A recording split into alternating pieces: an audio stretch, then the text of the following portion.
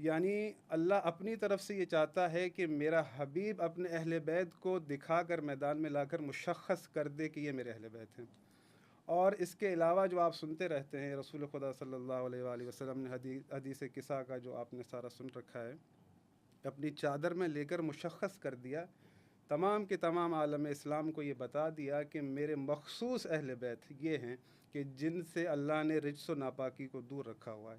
حالانکہ جیسا کہ میں نے مثال دی، خدا چاہتا تو عیسائیوں کو اس دلیل سے بھی جو ہے وہ اپنے حبیب کی رسالت بھی منوا سکتا تھا، اپنی توحید بھی منوا سکتا تھا، لیکن در حقیقت اللہ یہ چاہتا تھا کہ وہ جو رسول خدا کی نساء ہیں جس کو طہارت بخشی ہوئی ہے سیدہ فاطمہ الزہرا سلام اللہ علیہا، ان کو رسول خدا لا کر دکھائیں۔ وہ جو ان کے بیٹے ہیں جو اللہ نے مشخص کیے ہیں، جنہیں قرآن میں اللہ نے رسول خدا کا بیٹا کہا ہے، رسول خدا ان کو میدان میں لے کر آئیں، اور جو رسول خدا کا نفس ہے یعنی حضرت امیر المومنین علی بن ابی طالب علیہ الصلوۃ والسلام، یعنی یہ تمام کے تمام لوگوں کو رسول خدا مباہلے میں لے کر گئے، اور تمام کے تمام جو گزشتہ قومیں ہیں اور آنے والی قوموں کے لیے مشخص کر دیا ہے کہ یہ میرے اہل بیت ہیں۔ آپ نے فرمایا کہ اللہ کے پیارے رسول کریم صلی اللہ علیہ وآلہ وسلم نے مختص فرما دیا، خود سے آپ نے بتایا یہ مشخص افراد ہی میرے اہل بیت ہیں، اس کے علاوہ اہل بیت نہیں ہیں۔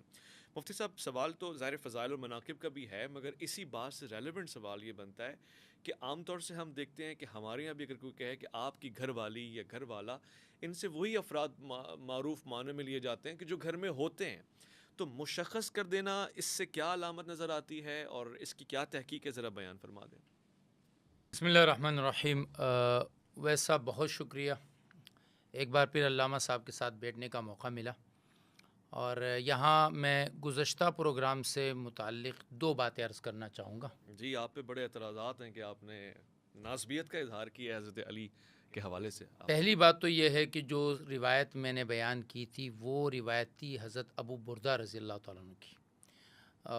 چونکہ نام کی قربت تھی اور ہیٹ آف دا مومنٹ آدمی جو ہے کوئی غلطی کر جاتا ہے تو وہ ابو بکرہ میری زبان سے نکلا ہے۔